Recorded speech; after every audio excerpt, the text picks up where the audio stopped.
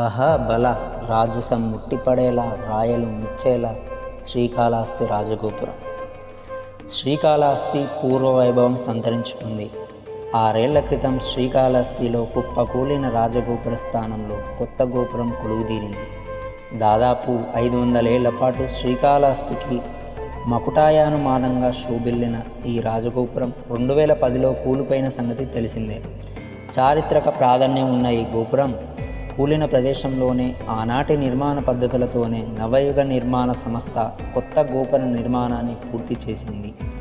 పాత గోపురానికి అచ్చు గుద్దినట్లుగానే కొత్త గోపురాన్ని నిర్మించారు. పాత గోపుర ప్రభావం ఇది.